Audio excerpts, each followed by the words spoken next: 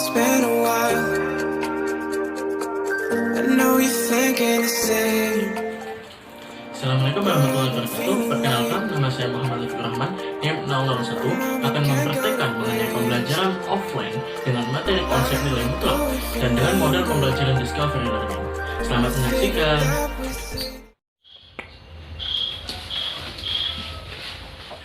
Baik, selamat pagi. Assalamualaikum warahmatullahi wabarakatuh. Waalaikumsalam warahmatullahi wabarakatuh. Baik anak-anak, sebelum pembelajaran, ada baiknya kita berdoa terlebih dahulu ya. Silakan untuk ketua kelas, silakan memimpin doa.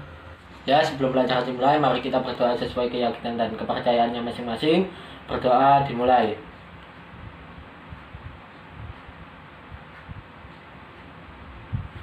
Berdoa selesai. Apa kabarnya anak-anak hari ini? Alhamdulillah, Pak. Baik. Apakah ada yang tidak masuk? Ada Pak, Alex. Alex, kenapa Alex nggak masuk? Itu Pak, sakit. Oh, sakit ya. Oh iya. Semoga Alex segera diberikan kesembuhannya oleh Allah Subhanahu wa Ta'ala, supaya bisa segera gabung lagi dengan kita ya, belajar bersama-sama di sini. Amin. Oh iya. Oh, sekarang Bapak mau tanya nih, adakah dari kalian yang masih ingat dengan persamaan AX plus B sama dengan C atau 2K plus 1 sama dengan 3? Pada saat materi apa sih kalian mempelajarinya itu dulu? Ayo, siapa yang bisa? Silakan. Oh, Materi kamu. persamaan ini yang satu Ya, variabel Pak. benar sekali. Nah, jadi kita mempelajari itu dulu pada saat materi persamaan linier satu variabel. Nah, ada yang masih ingat juga nggak sih? Apa yang kita pelajari pada saat itu dulu ya anak-anak? Adakah dari kalian yang mau menjelaskan? Mencari nilai X. Sip, bagus sekali. Nah, jadi salah satunya dalam persamaan linier satu variabel itu kita disuruh untuk menemukan nilai X atau selesaian dari persamaan itu ya anak-anak. Selain itu, adakah dari kalian yang masih ingat pembelajaran waktu SD dulu mengenai jarak, kecepatan, dan waktu? Nah, menurut kalian sendiri, jarak itu sebenarnya bisa negatif atau enggak sih? Ayo, siapa yang mau jawab dari kalian? Nah, benar sekali. Jadi jarak itu nggak bisa berupa bilangan negatif ya anak-anak. Nah, coba itu kalian ingat ya. Nah, dalam pembelajaran kali ini, Bapak harap kalian itu dengan berdiskusi mampu untuk bekerja sama menemukan kembali konsep nilai mutlak melalui LKPD yang nantinya akan Bapak bagikan kepada kalian semua ya. Nah, dalam pembelajaran kali ini Bapak punya satu motivasi buat kalian ya. Kalian itu jangan memikirkan kegagalan. Jadi kalian itu harus memikirkan ke depan. Harus terus belajar. Dan kemudian jangan lupakan untuk berdoa ya anak-anak. Anak-anak, adakah dari kalian yang mengenal Bapak Presiden pertama negara Indonesia? Nah, benar sekali, Bapak Insinyur Soekarno. Nah, dari kalian, apakah ada yang ingin menjadi Pak Soekarno? Menjadi seorang insinyur loh, pasti sangat terkenal seperti beliau. Nah, sekarang coba perhatikan. Nah, salah satu tugas insinyur yaitu untuk merancang tata letak bangunan, struktur bangunan, dan sebagainya yang berhubungan dengan bangunan-bangunan. Nah, sekarang coba kalian perhatikan di layar. Nah, itu merupakan gambar perumahan yang terkenal di Jakarta yang namanya PIK 2, Pantai Indah Kapuk. Nah, jadi di situ insinyur itu merancang supaya bangunan di bantaran sungai itu tidak terkena banjir. Nah, sekarang coba kalian perhatikan ya video animasi berikut.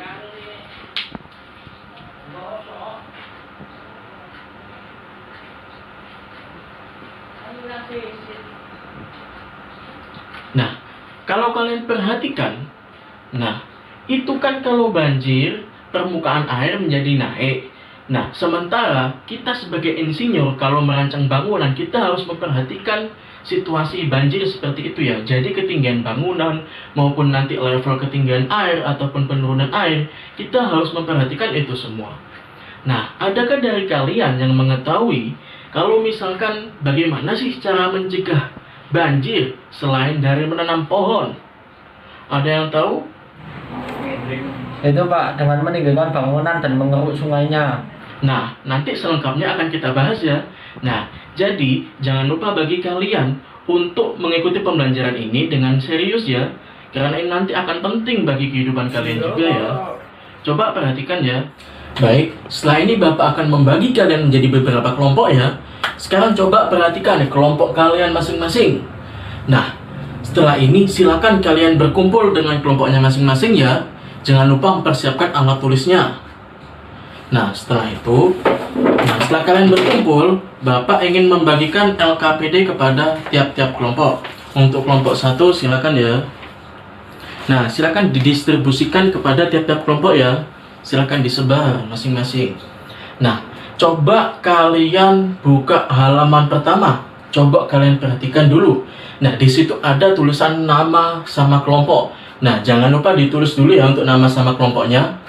Nah, setelah itu coba kalian perhatikan lagi yang ada di bawahnya itu. Nah, itu ada petunjuk pengerjaan LKPD. Nah, jadi di situ ada beberapa poin. Apakah ada yang ditanyakan dari petunjuk LKPD tersebut? Oh iya, apa yang kamu tanyakan?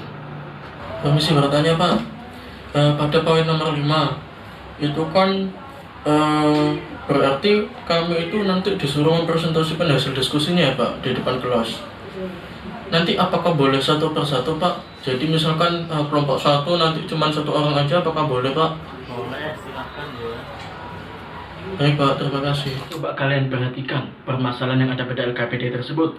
Nah, jadi pada LKPD tersebut terdapat suatu permasalahan, yakni Ernest mendapatkan sebuah job dari seorang klien untuk mendesain sebuah perumahan yang megah, yaitu dengan perpaduan antara desain Eropa dan Asia, yaitu ada perumahan, kemudian di samping perumahan itu depannya langsung ada sungai. Nah, di situ perlu diperhatikan ada banyak sekali permasalahan seperti banjir dan sebagainya. Silakan kalian perhatikan permasalahan tersebut, kemudian kalian identifikasi dan kalian representasikan dengan garis bilangan ya. Untuk hipotesis nantinya, sekarang Bapak mau tanya kepada kalian nih mengenai permasalahan yang kita bahas sebelumnya tadi. Nah, apakah jarak itu ada nggak sih jarak yang negatif 100 km kayak gitu? Adanya 100 km Pak. Nah, sekali Seno, jadi jarak nggak ada yang negatif 100 km ya. Jadi jarak itu nggak ada yang bernilai bilangan negatif. Nah, dari situ nanti kalian buat hipotesis ya sesuai yang tertera pada LKPD kalian.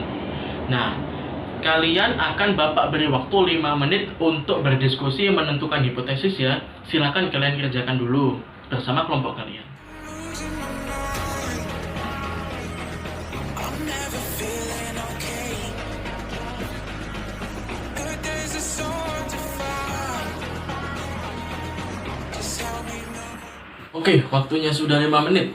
Nah, sekarang Bapak ingin tahu hipotesis yang telah kalian buat tadi ya. Coba kelompok 1 jelaskan bagaimana hipotesis kalian. Itu Pak, hipotesis dari kelompok 1 yaitu pergerakan pada garis bilangan sesuai konsep di atas tidak mengenal nilai negatif dengan konteksnya mengenai jarak maupun panjang, sehingga hipotesis saya mengenai hal tersebut adalah bahwa pada nilai mutlak nanti hanya berupa bilangan positif atau 0, tidak mengenal nilai mutlak yang berupa bilangan negatif. Nah, mungkin ada yang sama atau ada yang berbeda dari hipotesis yang telah dibuat oleh kelompok 1. Nah, sekarang Bapak ingin mendengarkan hipotesis dari kelompok 2. Coba kalian jelaskan dulu ya, gimana? Itu Pak, kalau kelompok 2 sebenarnya tidak jauh beda Pak dengan kelompok 1. Nah, jadi kalau kelompok 2 itu kalau nanti pada garis bilangan itu kan tidak mengenal nilai negatif ya Pak ya. Jadi nanti pergerakannya itu pasti positif terus. Jadi kalau ke kanan dari 0 ke 2 itu 2, kalau dari 0 ke negatif 2 itu nanti negatif 2. Nah, jadi hubungannya hipotesis dari kelompok kami itu kalau misalkan konsep nilai mutlak itu nanti tidak mengenal nilai negatif Pak. Jadi hampir sama seperti dari kelompok 1 Pak.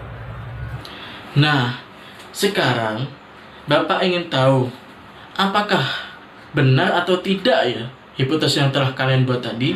Nggak tahu Pak. Nah, jadi kebenaran hipotesis yang telah kalian buat tadi akan kita ketahui setelah kita mengerjakan LKPD tersebut ya, sampai akhir nanti.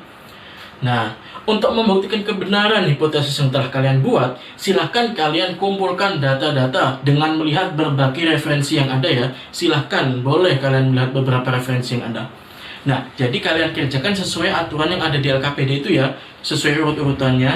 Nah, jadi setelah kalian mengumpulkan data, nanti silahkan data tersebut kalian olah ya. Kemudian hasil diskusi kalian tersebut silahkan kalian tuliskan secara rinci pada LKPD. Nah, nanti di akhir kita akan presentasi ya satu persatu. Silahkan maju nanti. Mungkin kelompok 1 ada yang ditanyakan. Belum ada Pak. Bagaimana dengan kelompok 2? Apakah ada kesulitan? Kelompok 2 juga belum ada kesulitan, Pak. Setelah kalian mengolah data, nah, saat ini kalian lanjutkan, kalian kerjakan yang sub pembuktian. Nah, nanti hasil dari sub pembuktian itu nanti dapat kita gunakan untuk mengecek hipotesis yang telah kalian buat. Jadi nanti hipotesis yang kalian buat itu kalian hubungkan dan cocokkan dengan pengolahan data dan pembuktian. Nah, nanti dari situ ketahuan apakah hipotesis yang telah kalian buat tadi itu apakah benar atau tidak. Mungkin ada yang ditanyakan. Kalau nggak ada yang ditanyakan ya udah. Nah, jadi saatnya membuat kesimpulan. Nah, jadi silakan kalian buat kesimpulan tentang konsep nilai mutlak ya, sesuai yang ada di LKPD kalian itu yang ada di halaman terakhir. Nah, coba dikerjakan terlebih dahulu ya. Nanti akan saya minta satu kelompok yang mempresentasikan untuk maju ke depan. Apakah dimengerti? Dimengerti, Pak. Nah. I'm never feeling okay. Good days are so hard to find. Just help me know. Kalau gitu sekarang waktunya presentasi. Nah, mungkin ada kelompok yang ingin mengajukan diri untuk mau presentasi duluan. Kelompok satu, Pak. Nah, ayo kelompok 1, silakan, boleh, ayo silakan maju.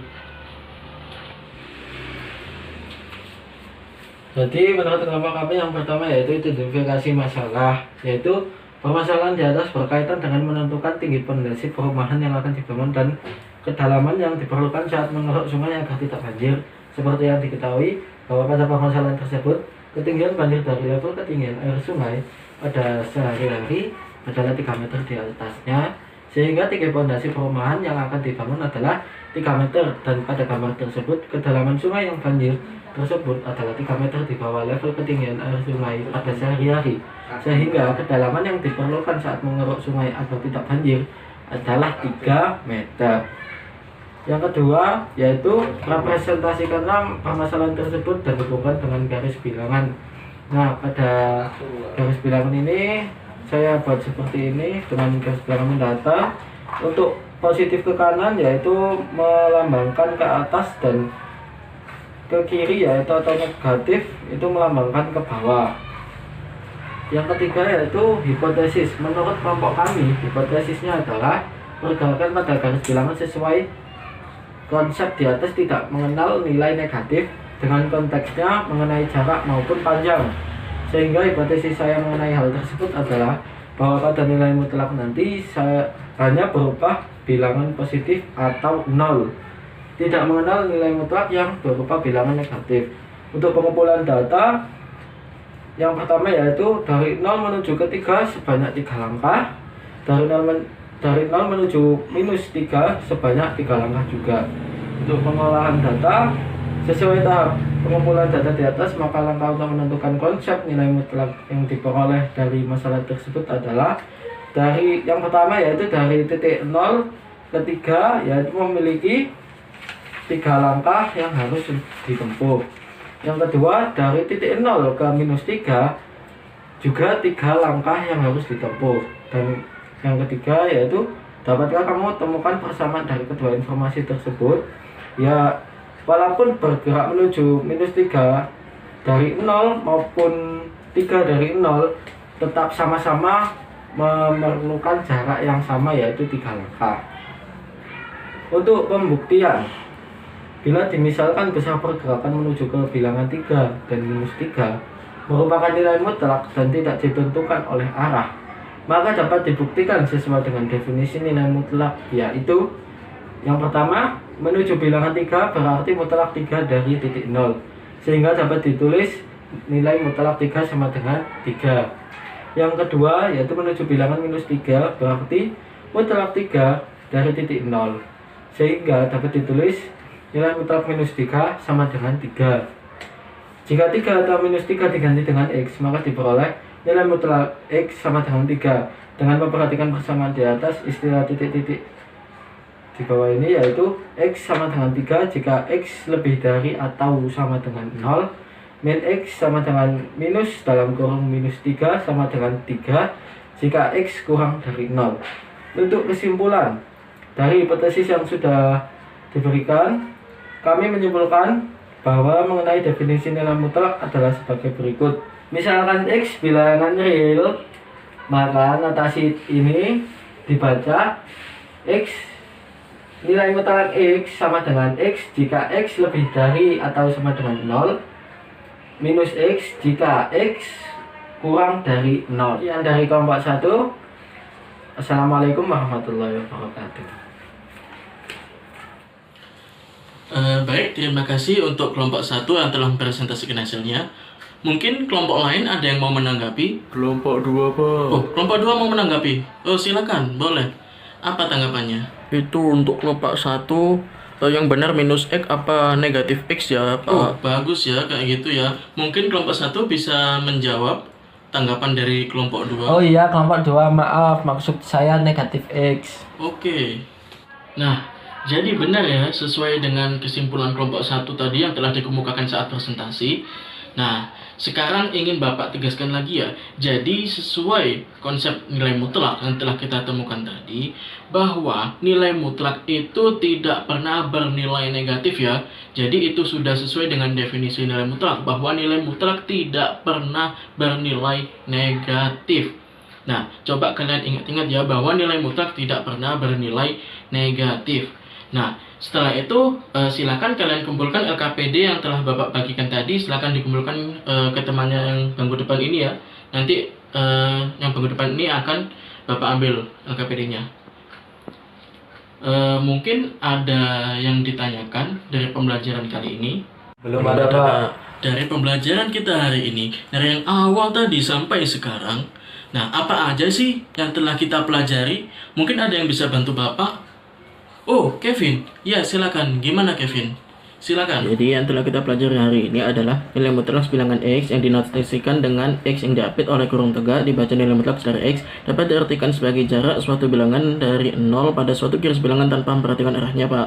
Nah, jadi tidak mungkin bernilai negatif. Baik, Kevin. Terima kasih. Bagus sekali yang telah kalian mau jelaskan tadi. Nah, benar sekali yang telah diucapkan oleh Kevin tadi ya. Jadi hari ini kita sudah belajar banyak mengenai konsep nilai mutlak, dan mulai dari awal sampai saat ini tadi ya.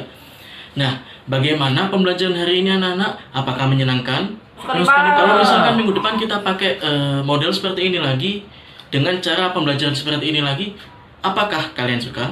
Suka banget. Nah, kalau kalian suka, mungkin minggu depan Bapak akan buat pembelajarannya seperti ini lagi ya.